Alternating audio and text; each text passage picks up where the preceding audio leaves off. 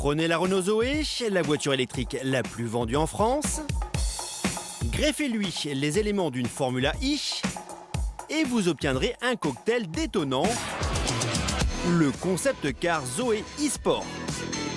Ce concept, c'est 1400 kg, dont 450 pour les batteries. Un poids coque grâce à une carrosserie en carbone. Pour plaquer la voiture au sol, une lame à l'avant, un extracteur d'air récupéré sur la Formula I et un énorme béquet arrière.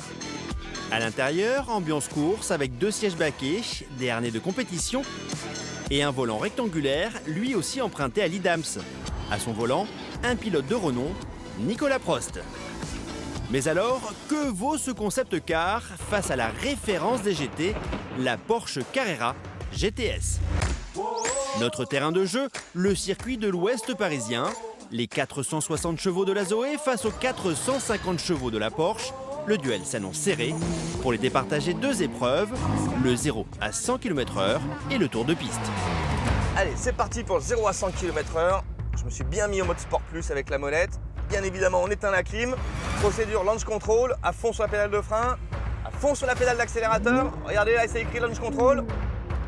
Nico, j'espère que tu es prêt. Ah, il fait le malin. Allez, c'est parti. Qui va l'emporter? Le match est tendu, les 2 voitures sont roue dans roue. Oh là là, c'est hyper serré, c'est un truc de là, c'est hyper serré, je suis juste à côté de lui. Oh là là, quel finish.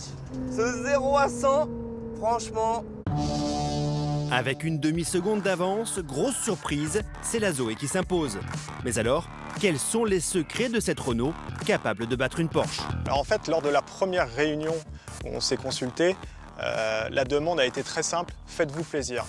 On avait donc 6 mois pour concevoir un concept car qui permette d'être à cheval entre un véhicule de série et un véhicule de compétition. Grâce à ce travail, même si c'est sur un concept car, on a pu atteindre des performances dignes d'une GT, donc c'est vraiment satisfaisant. Piqué au vif, Anthony et sa Porsche ont la pression. Bon, Anthony, tu fais le beau avec ta Porsche, mais pour l'instant, c'est avantage Zoé, donc j'aimerais bien voir maintenant sur le tour de circuit. Je t'écoute pas, Nico, je t'écoute pas, je suis concentré là. Laisse-moi me concentrer là, c'est important. Ah, il faut sauver l'honneur, hein. C'est clair, il y a de la pression. Allez, allez, pousse-toi maintenant. Bon, allez, 5, 4, 3, 2, 1. C'est parti pour la Porsche avec dès le début un départ canon. Allez, première courbe. Ah, bien négocié, franchement. C'est la seule courbe rapide du circuit. C'est vraiment là que la Porsche peut s'exprimer. Après, c'est quand même très sinueux. Là, il y a un énorme freinage. Qu'est-ce que ça freine bien quand même. Parfait. Bonne sortie de l'épingle. Là, on arrive dans la partie sinueuse. Peut-être que la Zoé va être un tout petit peu mieux que la Porsche.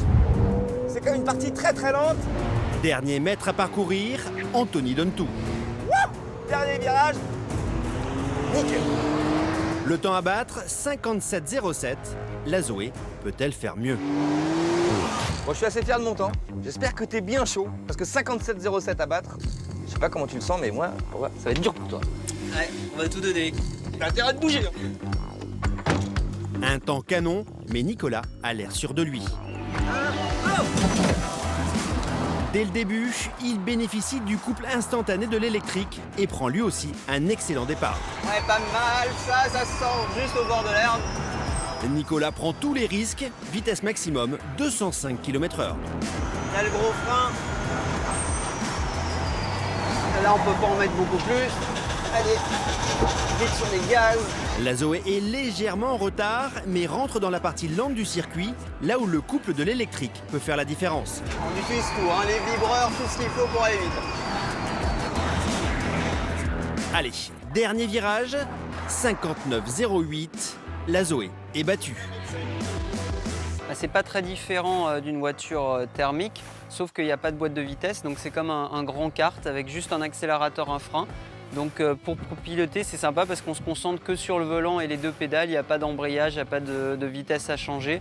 C'est que du pur pilotage. Voilà, la Porsche est beaucoup plus aboutie, mais la Zoé s'est bien défendue. Et voilà, il faudrait peut-être refaire ça dans un an avec quelques journées de test. On se revoit dans un an, tu vas bosser un peu, tu vas la régler. Voilà, on va en faire un avion et puis on en reparle. Après 3 titres de champion du monde en Formula I, Renault fait la preuve que l'électrique a peut-être également sa place dans un futur championnat Super Touring.